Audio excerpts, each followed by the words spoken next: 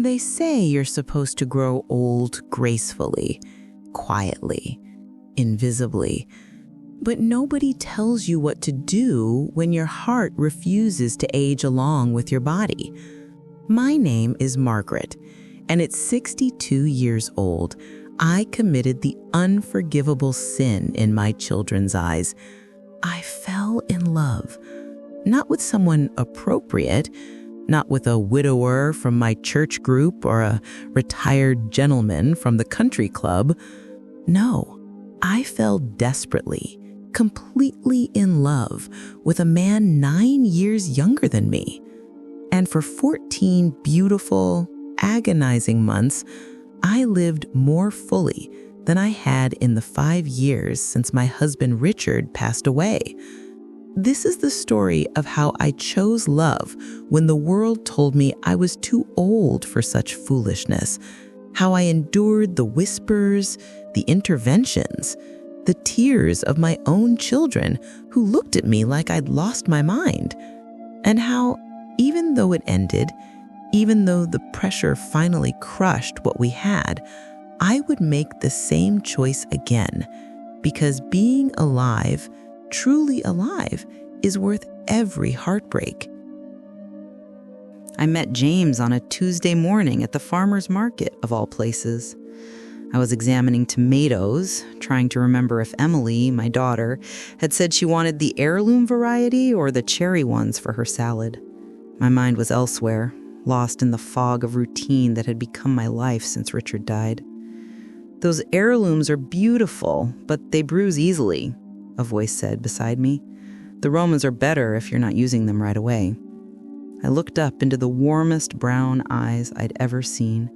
He was tall, with silver threading through dark hair, laugh lines around his eyes, and a smile that made me forget, just for a moment, that I was a 62-year-old widow who'd stopped thinking about such things. "Thank you," I managed, feeling suddenly foolish. I can never remember which ones keep longer. We talked for 45 minutes in that market. About tomatoes, yes, but also about the September weather, about his landscaping business, about how he'd recently moved back to town to be closer to his aging mother. He made me laugh, actually laugh, for the first time in months. When he asked if he could call me sometime, I gave him my number without hesitation. It was only later, driving home, that I realized I felt guilty. Guilty for feeling alive. Guilty for the flutter in my chest that I thought had died with Richard. James called that evening. We talked for 2 hours. He called again the next day. By the end of the week, we'd had coffee twice, and I was terrified. Not of him, of what my children would say, of what Richard's sister would think, of what the women at my book club would whisper behind their wine glasses. Our first real date was to a small Italian restaurant 2 towns over. I told myself the distance was practical, that the restaurant had better reviews, but the truth was, I didn't want to run into anyone I knew. I didn't want to see the questions in their eyes, the judgment. At 53, James had lived a full life. He'd been married young, divorced after 15 years, raised 2 sons who were now in their 20s. He understood loss, understood starting over. "I haven't done this in a long time," I admitted over candlelight, my hands trembling slightly as I reached for my wine glass. "Neither have I," he said, covering my hand with his. "But Margaret, I haven't felt this interested in getting to know someone in years. Your age doesn't matter to me. Does mine matter to you?" I looked at this man who made me feel seen again, who looked at me like I was a woman, not just someone's mother or someone's widow. "No," I whispered. "It doesn't." That was my first mistake, believing that what mattered to us would be enough. For 3 glorious months, I kept James to myself. We'd meet for breakfast at diners outside of town, take long drives through the countryside, spend Saturday afternoons at his cottage by the lake. He made me feel like I was discovering myself all over again, not as Richard's wife, not as Emily and David's mother, but as Margaret, just Margaret, a woman who could still be desired, still be interesting, still have dreams that didn't revolve around grandchildren and garden clubs. But secrets have a way of suffocating joy, and I was tired of hiding. I told Emily first, over lunch at her favorite bistro. I watched her face transform as I spoke, from curiosity to confusion to something that looked almost like betrayal. "Mom, are you serious?" She set down her fork with a clatter. "You're dating someone?" "Yes, sweetheart. His name is James, and he makes me very happy." "How old is he?" Her eyes narrowed, that lawyer instinct of hers kicking in, already building a case. I hesitated. That hesitation told her everything. "He's 53. The silence that followed felt like a physical blow. "Mom, Dad has been gone for 5 years, and this is what you do? You find some younger man? What are people going to think?" "I don't care what people think, Emily. I care about being happy." "You're 62 years old. Don't you see how this looks?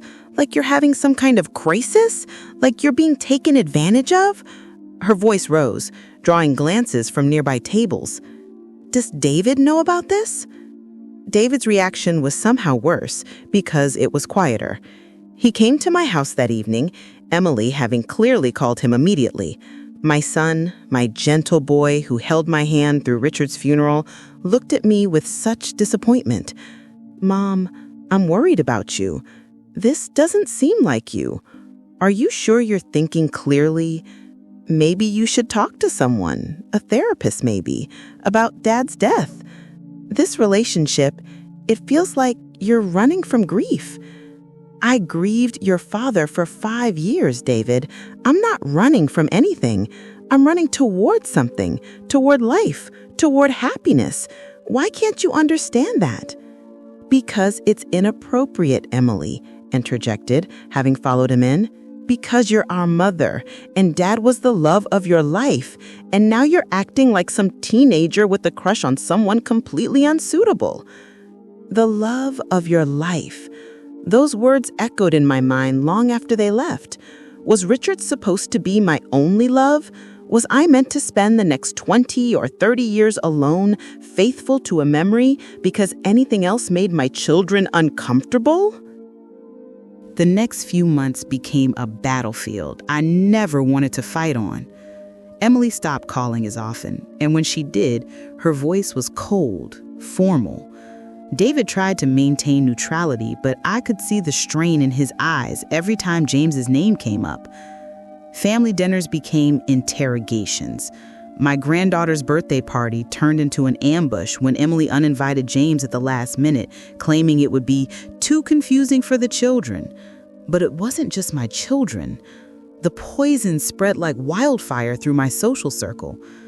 Linda, who I'd considered my closest friend for 20 years, pulled me aside after book club one evening. "Margaret, honey, everyone's talking. They're saying you've lost perspective, that this man is obviously after your money. Richard left you very comfortable, and men like that, they know how to spot a vulnerable woman." "James isn't after my money, Linda. He owns a successful business. He's a good man." She touched my arm with practiced sympathy. "Sweetheart, men don't date older women unless there's something in it for them. Wake up before you get hurt, before you embarrass yourself further." I stopped going to book club after that. Then I stopped going to my bridge group when Patricia made a pointed comment about age-appropriate behavior. Even at church, I felt the stares, heard the whispered conversations that stopped when I approached. Richard's sister, Carol, actually confronted me in the parking lot after Sunday service. "Richard would be ashamed," she said, her voice shaking with anger. 5 years, Margaret. 5 years, and you dishonor his memory like this, with someone younger, someone who couldn't possibly love you for the right reasons. You're making a fool of yourself, and worse, you're tarnishing everything Richard built, everything he stood for. I drove home that day and sobbed until I couldn't breathe. James found me like that, curled up on my couch, questioning everything. He held me, stroked my hair, and I could feel his own pain radiating through the silence. Maybe they're right, I whispered. Maybe I am being foolish. Maybe this is wrong. Margaret, look at me. He lifted my chin gently. There is nothing wrong with what we have. Nothing. We're two adults who found each other, who care for each other. Your age, my age, none of that matters except for people who've forgotten what it feels like to truly connect with someone. But it did matter. It mattered when Emily told me she wouldn't bring my grandchildren around if James was there. It mattered when David started making excuses to cancel our weekly lunches. It mattered when I realized I was choosing between the man I loved and the family I'd raised, the community I'd built my entire life around. The weight of it all was crushing us, slowly but surely. And James, beautiful James, was starting to crack under the pressure too. I could see it in his eyes, feel it in the way he held me just a little bit tighter, like he was already preparing to let go. It was a cold February evening, 14 months after that first Tuesday at the farmer's market, when everything finally shattered. James and I were having dinner at his cottage, one of the few places we still felt safe, still felt like ourselves. But even there, the outside world had found a way in. His phone rang. It was his younger son, Michael. I watched James's face change as he listened, watched his jaw tighten, his eyes close in resignation. When he hung up, he couldn't look at me. "What is it?" I asked, though I already knew. I always knew. Michael heard from someone. He heard people talking about us at his gym. Someone recognized me, knew I was dating an older woman. "He's upset, Mom. He says people are laughing at me, saying I must have issues, that I'm with you because of some mother complex or financial reasons." He finally met my eyes, and I saw tears there. He asked me if I was happy, if this relationship was worth becoming a joke to people who've known me my whole life. The silence between us felt infinite. We'd had this conversation in different forms a dozen times, but this time felt different, final. "What did you tell him?" My voice was barely a whisper. "I told him I loved you, that you made me happier than I'd been in years." He reached across the table for my hand. "But Margaret, I can't stop thinking, what are we doing? Your children won't speak to you. My sons think I've lost my mind. You've lost friends, your community. I see what this is costing you every single day, and it's killing me. So what are you saying, James?" The tears were already streaming down my face, because I knew. I'd always known this moment was coming. I'm saying maybe everyone else isn't wrong. Maybe we were selfish to think we could just be happy, regardless of how it affected everyone around us. His voice cracked. "I love you. God, Margaret, I love you so much, but I can't watch you lose your family. I can't be the reason your daughter won't let you see your grandchildren. I can't be the reason you cry yourself to sleep. That's my choice to make. Those are my sacrifices to accept. But they're destroying you. They're destroying us." He stood up, paced to the window, his back to me. Maybe if we'd met at a different time, in a different world where people didn't care so much about numbers and expectations and what's appropriate. But we didn't. We met in this world, and this world won't let us be. I wanted to fight, to argue, to beg, but I was so tired. Tired of defending our love, tired of justifying my happiness, tired of watching everyone I cared about look at me with disappointment or pity or disgust. "So, this is it? We just give up? We let them win?" James turned to me, tears streaming down his face. "I don't know how else to stop the bleeding." We ended it that night, not because we stopped loving each other, but because love alone couldn't shield us from the relentless judgment of everyone around us. James held me for hours, both of us crying, both of us knowing that walking away was somehow easier than continuing to fight a battle we were destined to lose. The aftermath was worse than I imagined. Emily seemed relieved, even victorious, though she tried to hide it. David was gentler, but I could see the quiet satisfaction in his eyes. His mother was back to being appropriate, predictable, safe. My friends welcomed me back into their circles with careful smiles and no mention of the previous months, as if James had been some fever dream we'd all agreed to forget. But I couldn't forget. I didn't want to forget. 3 years have passed since that February night. I'm 65 now, and my life has returned to what everyone considers normal. I have dinner with my children. I babysit my grandchildren. I attend book club and play bridge and go to church. I smile and nod and do all the things a woman my age is supposed to do. But here's what I want you to understand, what I need the world to know. I don't regret a single moment with James, not one. Yes, it ended. Yes, it hurt more than I thought possible. Yes, I lost those 14 months with my family, and I can never get that time back. But for 14 months, I was alive. Truly, completely alive. I felt desired, cherished, seen as a woman with passion and dreams, and a future that wasn't just about waiting gracefully for the end. James gave me that gift, and the world took it away.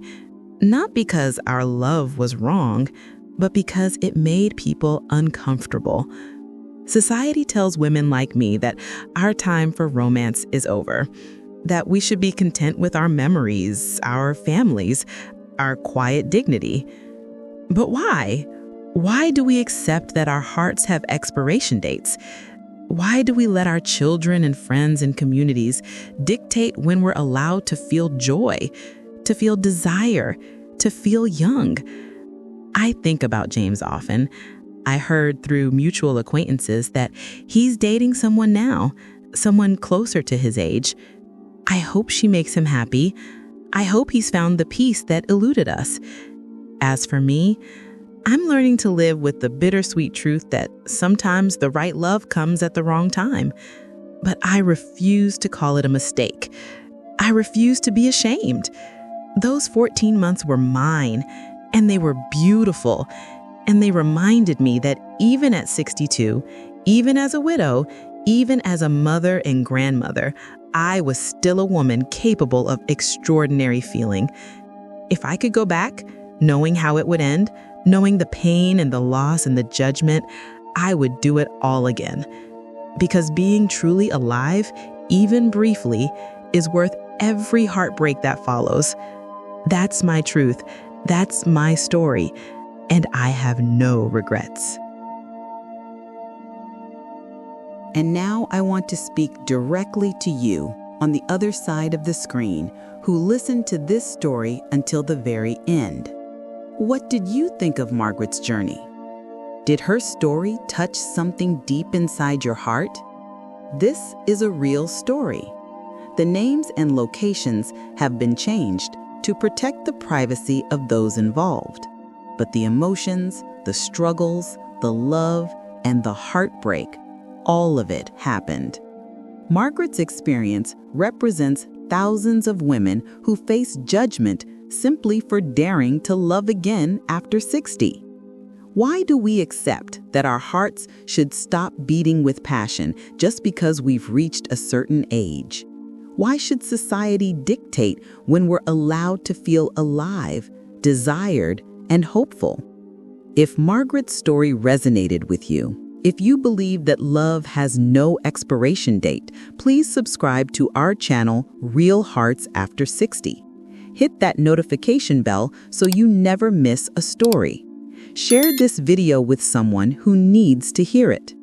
Leave a comment telling us your thoughts. Have you faced similar judgment? Do you believe in second chances at love? Remember, it's never too late to choose life over mere existence.